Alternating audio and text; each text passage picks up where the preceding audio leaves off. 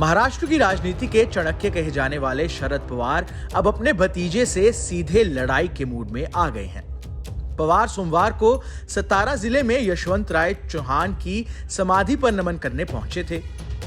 अपने राजनीतिक गुरु का आशीर्वाद लेने के बाद पवार ने साफ कर दिया कि अगले 3 महीने में महाराष्ट्र की पूरी पिक्चर बदल जाएगी।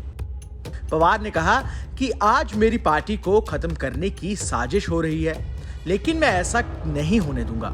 शरद पवार ने साफ कहा कि जो प्रधानमंत्री 4 दिन पहले तक एनसीपी को भ्रष्टाचारी पार्टी कह रहे थे, अब उन्हीं को अपने साथ ले लिया है। एनसीपी के जो लोग छोड़कर गए हैं, उन पर अब पीएम का क्या कहना है? पीएम को अपनी भूमिका स्पष्ट करनी चाहिए। पवार ने कहा कि अजीत पवार का एनडीए में जाने का फैसला उनका व्यक्तिगत निर्णय है। दरअसल सतारा जिले में अजीत पवार की बगावत के बाद एनसीपी अध्यक्ष शरद पवार ने नया जोश भरने की कोशिश की है। शरद पवार ने कराड़ में यशवंत चौहान के स्मारक स्थल पर श्रद्धांजलि अर्पित करते हुए ये बिगुल फूंका है। इसके बाद शरद पवार ने सतारा में प्रेस कॉन्फ्रेंस की और अजीत पवार और उनके साथ गए नेताओं को लेकर बड़ा बयान दिया। शरद पवार ने कहा कि आज गुरु पूर्णिमा का दिन है। कराड़ से आज एक नया अभियान शुरू हुआ है। सतारा और कोल्हापुर ने एनसीपी को बहुत ताकत दी है। अब मैं दोबारा महाराष्ट्र दौरे शुरू करूंगा। अगले 2 से 3 महीने में नए कार्यकर्ताओं को मौका दिया जाएगा और महाराष्ट्र की तस्वीर बदल दी जाएगी। शरद पवार ने कहा कि नई पीढ़ी की उम्मीद नहीं खोने दी जाएगी। प्रदेश के 70 से 80% युवा मेरे साथ हैं।